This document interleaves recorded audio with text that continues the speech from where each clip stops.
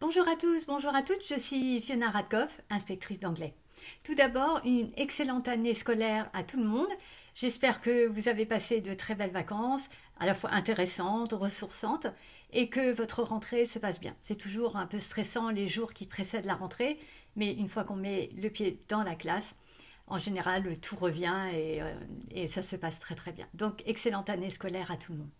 Je commence l'année avec une vidéo, un échange avec une enseignante que j'ai eue. On a fait plusieurs échanges de mails parce que je ne comprenais pas très bien au début ce qu'elle voulait. La question, en fait, elle pose une question sur la restitution de la trace écrite qu'on fait en fin d'heure. Qu'est-ce qu'on en fait en début d'heure? Voilà. Donc, je trouve que c'est très intéressant comme question parce que l'objectif du début d'heure, pour moi, c'est avant tout d'amener les élèves à parler. Et pourtant, en fin d'heure, il est important d'avoir une trace écrite. Et donc, qu'est-ce qu'on fait avec cette trace écrite en début d'heure quand on fait la liaison entre ce qu'on a fait le cours précédent et le cours suivant? C'est vraiment une question très intéressante, une question très fine. Alors, c'est vrai pour commencer que c'est important qu'il y ait une trace écrite à faire aux élèves après le cours, parce que ça va permettre aux élèves de fixer les structures, le lexique qui a été vu dans l'heure. Parce qu'on sait que les choses doivent avoir été vues souvent pour pouvoir être mémorisées. Or, quand on a 3 heures de cours ou 4 heures de cours, voire moins, en fait, il y a moins de chances que ce soit retenu. Et donc, c'est important de donner du travail à la maison à faire aux élèves, mais que ce travail à la maison soit facile pour que ça puisse être fait, bien fait, rapidement, sans erreur, si possible. Et demander aux élèves une trace écrite à la maison après le cours, en fonction de la trace écrite de fin d'heure, c'est intéressant. En plus, la trace écrite en fin d'heure, c'est intéressant également parce que souvent, dans l'heure, on a rédigé un court paragraphe, etc. Et donc, les élèves recopient tranquillement en fin d'heure ce qui est écrit au tableau, et bien en fait, ça crée aussi un moment de calme. Ou en fin d'heure, parce qu'on a beaucoup parlé dans l'heure, il y a eu beaucoup d'agitation, etc. Donc il y a un moment de calme où on retranscrit tranquillement ce qui est au tableau et vous pouvez circuler pour vérifier que c'est recopié correctement. Voilà. Donc, on n'est pas. Donc l'objectif c'est donc qu'est-ce qu'on fait de cette trace écrite. Donc l'enseignante elle me donne des exemples et elle me dit par exemple apprendre des segments par cœur pour fixer les structures, compléter un texte à trous pour vérifier l'apport lexical, expliquer en français le fait de langue, rédiger de nouvelles phrases avec les amorces étudiées en classe, savoir lire un des paragraphes avec la bonne intonation ou bien savoir les prononcer avec la transcription phonétique sur cahier et modèle de prononciation avec Word Reference par exemple pour s'entraîner à la maison. Et donc en fait, quand je lis son mail, en fait elle me dit, donc elle fait ses activités à l'oral ou à l'écrit et elle les note à chaque fois sur 5 points souvent en début d'heure. Et ça assure un travail régulier de la part des élèves. Et elle conclut en disant elle reçoit parfois des retours de parents qui s'interrogent sur l'intérêt du par cœur. Donc je vais un peu commenter tout ce mail. Alors, d'abord, par rapport aux commentaires des parents qui s'interrogent sur l'intérêt du par cœur, donc je soutiens entièrement l'enseignante. On ne peut pas apprendre une langue si on n'apprend pas par cœur, ne serait-ce que parce que on ne peut pas parler sans vocabulaire et le vocabulaire, il faut l'apprendre par cœur. Donc, la base, c'est l'apprentissage par cœur du vocabulaire. Alors, est-ce qu'on va faire apprendre tout le paragraphe? Imaginons que les élèves ont écrit 3-4 lignes en fin d'heure et qu'ils ont recopié à la maison. Et est-ce qu'on va faire apprendre par cœur ces 3-4 lignes et la faire restituer à l'oral en début d'heure? Pour moi, je ne veux pas dire que c'est interdit, mais ce n'est pas très intéressant, ce n'est pas très motivant en début d'heure. Parce que on s'imagine comment ça se déroule. Donc il va y avoir un élève qui va dire à l'oral les 3-4 lignes, pendant que les autres élèves écoutent. Puis après, un autre élève va dire à l'oral les 3-4 lignes, etc. Et il peut y avoir un phénomène de lassitude, alors que l'objectif du début d'heure, c'est d'amener les élèves à parler. Vous voyez, l'objectif, c'est on revient en cours d'anglais, on était en mathématiques, en histoire, géographie, etc. Et là, l'objectif, c'est de délier la langue et de se remettre à parler l'anglais. Donc, est-ce qu'on va commencer par demander à un élève de restituer, par cœur le paragraphe qui a été vu? Non. Pour moi, il ne faut pas se l'interdire, mais ce n'est pas quelque chose que je ferai de manière systématique.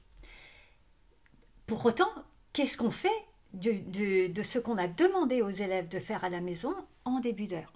Alors, pour moi, le début d'heure, l'objectif, c'est d'amener les élèves à parler de manière plus authentique. Et donc, what did you do last weekend? What film did you watch? Et d'amener les élèves à communiquer autour, par exemple, de ce qu'ils ont fait le week-end dernier, autour de ce qui les intéresse, d'une lecture, d'un film, d'un voyage, de choses qui ne sont pas nécessairement en lien avec le cours et où il va y avoir une communication qui va être plus authentique. Et donc, on peut très bien, par exemple, demander en début d'heure à un élève au hasard de dire, voilà, qu'est-ce que lui, il a fait pendant le week-end, donc il faut qu'il parle, et puis après, les élèves peuvent lui poser des questions, il peut y avoir des échanges autour du thème que l'élève a choisi. Et donc, souvent, il y a des professeurs, ils font, par exemple, à chaque heure, c'est un élève différent qui doit prendre la parole, et il y a 1 minute top chrono. Et donc, un élève, à chaque heure, un élève différent, parle 1 minute top chrono en début d'heure de cours, donc c'est chronométré par un autre camarade, et il raconte ce qu'il a fait le week-end ou des choses comme ça. Donc ça peut être au hasard ou ça peut être un élève volontaire, mais c'est un élève différent à chaque fois. Et puis après, les élèves lui posent des questions, il y a un échange et quelque chose. Et donc ça crée une meilleure compréhension de qui sont les élèves. Par exemple, si un élève, il arrive avec le bras cassé, what happened during the weekend, etc. Et donc, il y a des échanges qui sont plus sympathiques, ouverts, où on peut rire, etc. Puis vous aussi, vous pouvez dire, my favorite book is, etc. Vous pouvez parler de ce qui vous plaît. Et après ce moment d'échange, où on est installé en cours d'anglais, là, vous circulez vite fait pour vérifier que le homework a été fait et vous le corrigez. Donc, si par exemple, les élèves, il y avait un texte à trous, eh bien en fait, vous affichez le corrigé. S'il y avait rédigé des nouvelles phrases avec les amorces étudiées en classe, donc c'est un excellent exercice, eh bien c'est à ce moment-là qu'on va demander aux élèves des exemples d'amorces qu'ils ont données, et puis on va corriger pour que les élèves aient dans leur cahier des exemples corrects. Savoir lire un paragraphe avec la bonne intonation ou bien savoir prononcer les mots avec transcription phonétique sur cahier, etc. Alors juste une chose, la transcription phonétique, pour moi c'est valable quand c'est quelques mots. Voilà. Et encore, ça dépend du niveau des élèves. Le problème avec la transcription phonétique, c'est que les élèves peuvent croire qu'ils lisent correctement la transcription phonétique, mais mal prononcée. Et dans ce cas-là, en fait, ils vont répéter plusieurs fois à la maison ce qu'il faut. Donc c'est vraiment dommage. Si vous voulez que les élèves répètent un paragraphe correctement, l'idéal, en fait, c'est que vous lisez vous-même le paragraphe, ou ils vont sur un site où c'est automatique, mais vous pouvez le lire vous-même.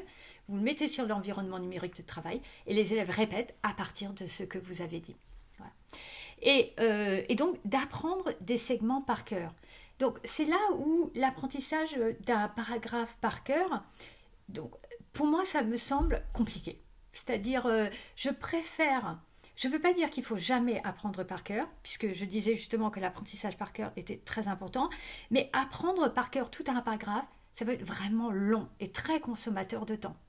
L'objectif, c'est qu'ils apprennent une structure, donc qu'ils sachent utiliser la structure en contexte. Donc par exemple, j'aime bien l'idée de rédiger des phrases avec les amorces étudiées en classe et que la structure, elle soit dans ces amorces qui ont été étudiées en classe. Et dans ce cas-là, en cours, quand vous interrogez les élèves pour rebrasser ce qui a été vu par rapport à la maison, eh bien en fait, vous pouvez demander aux élèves de finir les phrases à l'oral. Et donc, plusieurs élèves vont finir les phrases, etc. L'apprentissage par cœur peut être intéressant, par exemple, dans le cadre d'un sketch. Donc, on peut très bien imaginer qu'il va y avoir 2-3 élèves qui vont apprendre un sketch. Et donc, il va falloir donner le temps, c'est-à-dire ça ne va pas être d'un cours pour un autre, mais il va falloir donner le temps en cours pour qu'ils apprennent le sketch. Et après, ils vont jouer le sketch face à la classe. Voilà. Donc là, on a j'imagine beaucoup de types d'activités. Mais c'est vrai que si vous donnez, par exemple, un paragraphe de 10 lignes, vous exagérez, même 3 lignes, des fois pour certains élèves, ça peut être long et fastidieux, parce qu'en plus, il faut non seulement l'apprendre à l'écrit, mais après, il faut savoir le restituer à l'oral. Ça peut demander beaucoup de temps. Or, on sait que, donc là je suis en train de lire Learning Vocabulary in Another Language, donc c'est la 3e édition, et je vais faire des vidéos sur cette chaîne pour mettre à jour un peu les connaissances sur les dernières recherches en la matière. Le Paul Nation, il explique dans le livre que recopier à l'identique est efficace. Donc, moi je vous encouragerais plutôt à faire apprendre le vocabulaire par cœur, d'accord, et faire vos contrôles régulièrement, parce que on ne peut pas parler sans vocabulaire. Donc écrire des phrases, soit continuer les amorces comme vous avez fait, soit recopier à l'identique, parce que c'est ce qu'il dit à un moment donné dans son livre. La recherche montre que recopier à l'identique est efficace. Et donc demander aux élèves de recopier à l'identique tant qu'ils comprennent tous les mots, okay, mais recopier ce qui a été vu en fin d'heure, juste en homework, vous devez recopier.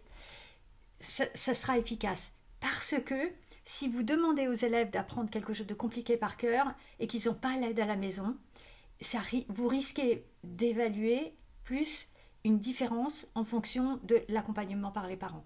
Parce que c'est quand même compliqué, ça demande beaucoup de temps, et il y a des élèves pour qui ça va être compliqué d'apprendre par cœur s'il n'y a pas quelqu'un pour les aider. Par contre, recopier à l'identique, ça tout le monde peut le faire. Voilà. Donc je ne suis pas en train de dire qu'il ne faut jamais le faire, mais ne pas le faire systématique. Mais je ne suis pas en train de dire non plus qu'il ne faut pas apprendre par cœur, vous avez compris, apprendre par cœur, c'est très important. Voilà, j'espère que c'est clair pour tout le monde. Donc pour rappel, l'objectif en début d'heure, c'est d'abord d'amener les élèves à parler, puis après vous corrigez le homework comme ce que vous avez donné, vous corrigez rapidement, et puis après vous vous lancez dans votre cours. Voilà, je vous souhaite à tous et à toutes une excellente continuation et à bientôt. Au revoir.